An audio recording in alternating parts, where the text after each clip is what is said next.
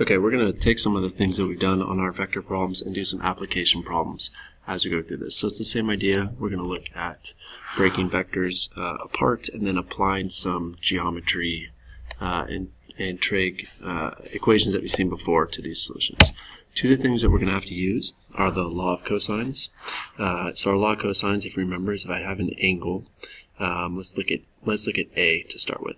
So again, I have angle A, and then side A is opposite there. I have angle B, and side B is opposite of angle B, and angle C is opposite there. So there's three forms that this can take. If we're looking at angle A, so if I'm looking to find side A, what that would mean is I would have to know B and C, and I'd have to know the angle A. So if I had values there, let's say that B is 2, C is 3, and this is 15 degrees. I would just plug in my values for 2 and 3, so it would be 2 squared, it would be 3 squared, and it would be 2 times 3, and then cosine of 15, making sure that you are in degree mode as you go through this. So you can then solve for a missing side using the law of sines. If you have the two sides, so you have the two sides and the included angle. So two sides and the included angle, or side, angle, side. You can use the law of cosines. Our other law is our law of sines. And again, this is going to have the same starting setup where I have my angle A and then side opposite A. This is proportional. So if I know two angles on one side, I can solve for my values, or if I know two sides and one angle, I can solve for it. So let's say that we had this where angle A was 30 degrees, and then side A was 5, and let's say that side B is 6. Okay. So what I can see is I have the components here that are going to allow me to solve for first angle B. So I put in my values of what I have. Let's say sine of 30 over side A, which is 5, equals sine of angle B over side B, which is 6. And so I would multiply, and I would get sine of B equals 6 times sine of 30 over 5, and then to get B by itself, I would have to do a sine inverse of the whole thing. So I take sine inverse of my whole expression over here, and I get angle B to go through there. So we're going to use those two properties as we kind of solve our problems. So here's one of our setups. We have an airplane that's flying with an airspeed of 475 miles per hour in the direction of 070, and then we have an 80 mile per hour wind blowing from a true heading of 120 degrees. And we want to figure out the velocity and the direction. So these are vectors. I have a magnitude and a direction for both of them. I'm going to add those two components together. So basically what we're looking at is if I have the plane traveling in a direction, and then I have the wind pushing it in some direction, my resultant, where it actually ends up, would be this red line. So we're going to try to put our values on there. We have it's easy to fit our magnitude, so the wind is 80 and the plane is 475. What we need to do is we need to find an angle somehow, and that's kind of the tricky part, is how do we figure out an angle that's going to allow us to solve for a missing side using either the law of sines or law of cosines. So that's our setup. So if we use the diagram and we put it correctly, all right, we notice that we have 70 degrees. That's a true bearing. That means I come down from north at 70 degrees. And then I have in the direction of a true heading of 120 degrees. So this is my wind, and that's my plane. And from there, I'm going to be able to draw my resultant.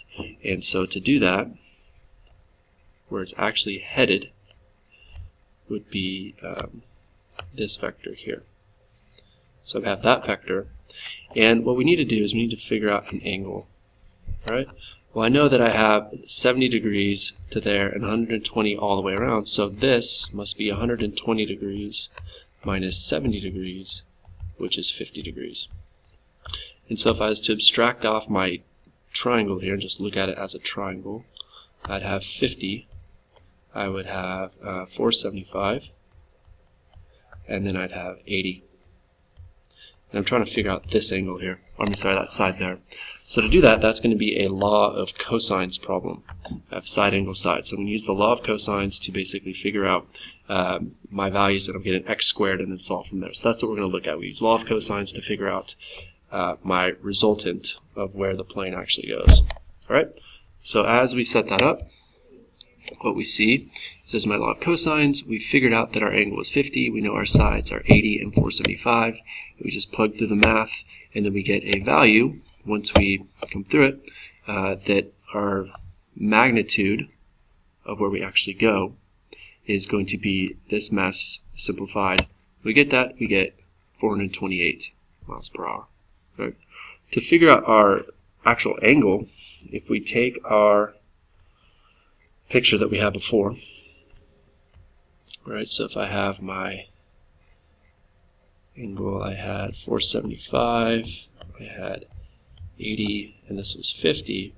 What I need to find is I need to find the actual, what I want to find is the angle, right, that this vector here is actually traveling. And to do that, I'm going to have to figure out using my law of sines. So that's the picture that they have set up over here. I have my resultant vector, and what I need to do is I need to figure out this little angle in here.